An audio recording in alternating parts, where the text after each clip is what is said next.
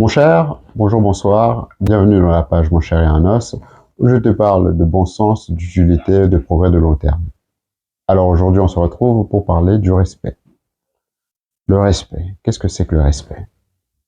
J'ai entendu une fois une personne dire que lorsqu'on n'est pas respecté, il faudrait s'éclipser, il faudrait s'absenter pour qu'on apprenne à nous respecter. Est-ce que ça marche comme ça? J'ai certains doutes. Mais on va d'abord embrayer sur la définition du dictionnaire en ce qui concerne le respect. Que dit le dictionnaire? Le dictionnaire dit que le respect serait le sentiment qui porte à apporter de la considération à quelqu'un à cause de la valeur qu'on le reconnaît. Mot-clé, valeur. Valeur, donc le respect, c'est un cheminement. On ne peut pas arriver au respect sans parler de valeur. On ne peut pas respecter quelque chose, on ne peut pas respecter quelqu'un sans qu'on lui trouve, qu'on lui reconnaisse de la valeur. Et donc le fait de dire que nous devrions simplement nous éclipser ou commencer à jouer à des petits jeux de présence ou d'absence pour être respecté, je pense que ce n'est pas la bonne attitude, la bonne démarche à avoir. Parce que la vie est réelle, le respect l'est aussi. Il faudrait donc avoir une substantation plus sérieuse, plus solide par rapport à ce respect-là. Parlons du respect, moi, j'ai départagé le concept en 3 parties. Disons que le premier respect, c'est le respect tout simplement de la dignité humaine.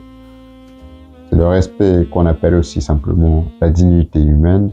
C'est donc le respect que l'on accorde au genre humain. Ce respect-là, on accorde aux personnes pour le simple fait qu'ils sont humains. Alors, le fait d'être humain, pour être simple, il n'en est pas moins important. Le deuxième respect, c'est le respect du statut social. Un respect assez flou, mais c'est quand même du respect. Le statut social, c'est plus un respect d'influence, un respect de construction sociale, un respect de perception. C'est un respect qui fait qu'on respecte certaines personnes sans réellement comprendre leur impact, leur importance, leur utilité dans notre vie. C'est le fait de respecter une personne, de respecter certaines personnes, de respecter une collectivité, sans pour autant que cette collectivité ait réellement de l'influence ou des répercussions, ou qu'il y ait réellement du poids sur notre quotidien, sur notre vie. Par exemple, en parlant du statut social, il y a des pays, il y a des sociétés où l'on respecte, où l'on met en haute estime des ouvriers. Et donc, étant un respect plus social, les personnes, les enfants, les grands, les adultes, etc. respectent les ouvriers sans pour autant réellement comprendre pourquoi ils les respectent. Donc les enfants naissent, ils comprennent qu'il faut respecter les ouvriers. Et quant à l'incidence, le rapport entre ce que font les ouvriers au jour le jour et ce que ça apporte à leur vie, leur quotidien au jour le jour, ils ne peuvent pas vous faire le lien. Et de la même manière, vous avez d'autres sociétés où l'on méprise les ouvriers et on ne sait pas exactement pourquoi on méprise les ouvriers. Ou si l'on le sait, c'est par des supputations, des approximations assez grossières qui fait que le respect qu'on leur donne ou le mépris qu'on leur accorde est disproportionné. Et donc là, c'est le deuxième respect, le respect du statut social. Assez flou, assez, injustifié, mais c'est néanmoins un respect. Pourquoi? Parce que on reconnaît à un groupe ou l'autre de la valeur. Et donc le dernier respect, et c'est sur celui-ci que je vais m'apaiser, c'est le respect lié directement à l'utilité. Le respect d'utilité, c'est un respect qui fait que, à partir de l'utilité qu'une personne apporte, à partir de la contribution réelle que cette personne a, eh bien cette personne-là sera respectée. Et que ce sera ça qui permettra à cette personne de négocier le respect, d'exiger le respect. Alors, mise en situation, mise en contexte. Regardez-vous, vous êtes né dans une société. Vous avez 0 ans, vous êtes inconscient. Vous êtes né dans la société, vous êtes bébé, vous ne connaissez absolument rien.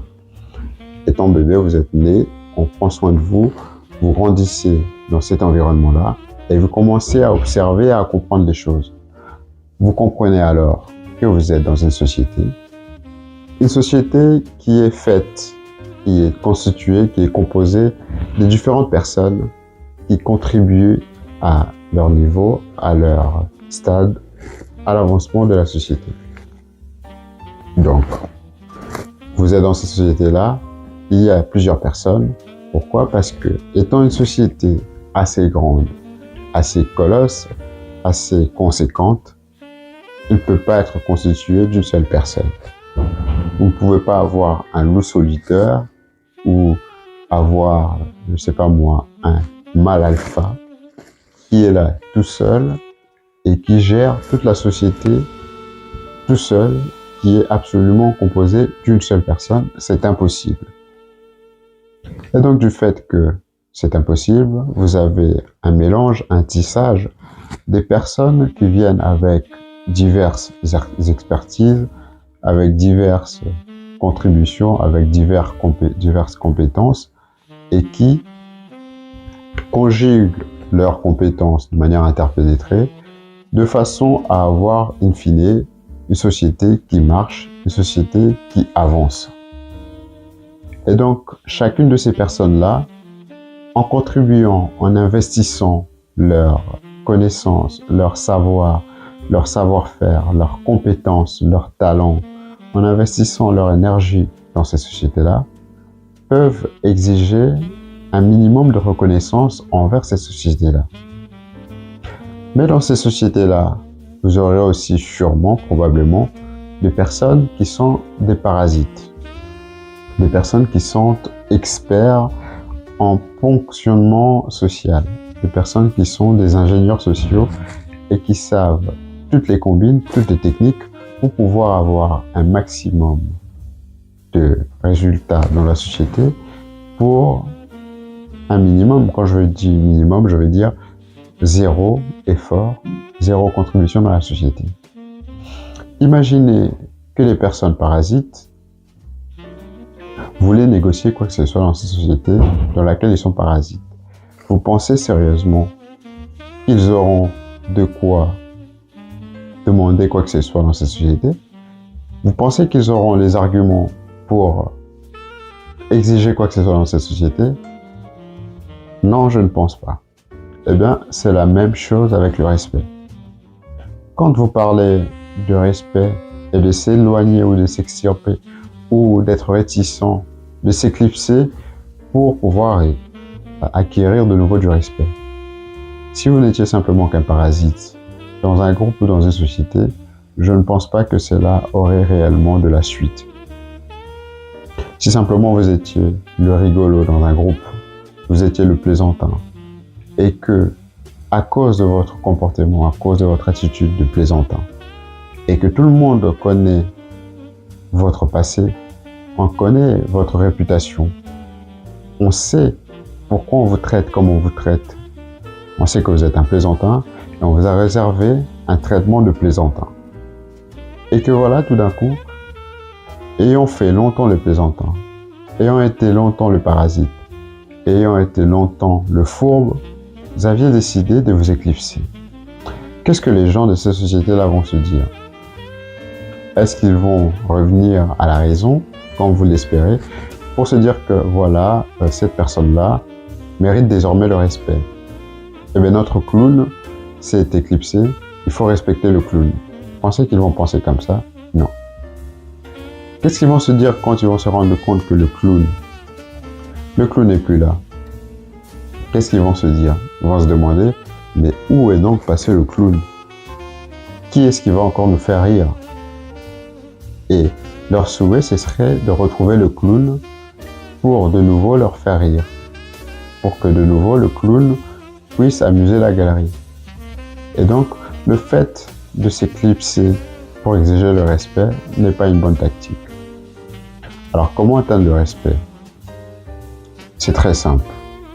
Vous avez donc grandi dans la société. Vous avez assez longtemps observé la société pour comprendre que pour avoir de quoi contribuer dans la société, il fallait y créer de la valeur. Et donc, pour être respecté dans une société, il faut créer de la valeur. Premièrement, il faut d'abord investir. Il faut d'abord arriver dans la société et y mettre du sien. Il faut y travailler. Et après avoir travaillé, vous pouvez exiger quelque chose de cette collectivité. Mais pas tout de suite. Avant d'exiger quelque chose, il faut que pendant que vous travaillez, vous exigez premièrement ou vous travaillez de manière à ce que votre travail soit premièrement reconnu. Donc vous ne pouvez pas venir travailler bénévolement, vous devez travailler sous certaines conditions. Vous travaillez, mais vous avez vos conditions. Vous donnez au système, mais vous exigez au système de reconnaître ce que vous faites, parce que le système est assez ingrat. Et donc, votre respect, comment vous allez l'obtenir? Vous entrez dans la société, vous travaillez dans la société, mais tout en travaillant dans la société, vous exigez ou vous arrangez à ce que la société puisse reconnaître votre travail. Et après avoir fait assez de chemin, vous pourrez alors avoir du pouvoir de négociation. Et de quoi négocier? Et ce pouvoir de négociation que vous allez acquérir, c'est ça qui va vous permettre de retrouver le respect lorsque quelqu'un essaiera de vous le subtiliser. Et donc, vous trouvez de quoi investir dans le système, vous vous arrangez pour que le système reconnaisse ce que vous faites, cela vous donnera du pouvoir de négociation et la reconnaissance du système, c'est déjà ça le respect. Alors, le jour où quelqu'un essaiera de vous manquer du respect, avec le pouvoir de négociation que vous aurez acquis, vous pourrez le remettre à sa place. Vous pourrez le faire redescendre sur terre. Vous pourrez lui remonter les bretelles pour lui dire que voilà, je suis utile à ça. Et que si aujourd'hui, vous ne voulez pas reconnaître ou tout d'un coup, vous essayez de me descendre plus bas que je suis déjà monté, eh bien voilà ce que je peux faire. Voilà de quoi je suis capable. Et pendant tout le long du temps que j'ai passé avec vous, vous êtes assez au courant, vous avez eu le temps de reconnaître, de connaître, le temps de voir ce en quoi j'ai été utile. Et donc, ayant acquis ce pouvoir de négociation, si vous continuez à manquer de respect, voilà ce que je pourrais faire. Voilà en quoi je pourrais m'extirper. Voilà en quoi je pourrais me soustraire. Et voilà jusqu'où vous pourrez souffrir de mon absence. Et c'est seulement à partir de ce point-là que vous pourrez dire que vous pouvez en effet vous retirer et exiger du respect de par votre soustraction. Sinon, vous pourrez vous soustraire autant que vous voulez. Vous allez simplement laisser le vide et le souvenir du rigolo, du fourbe que vous étiez.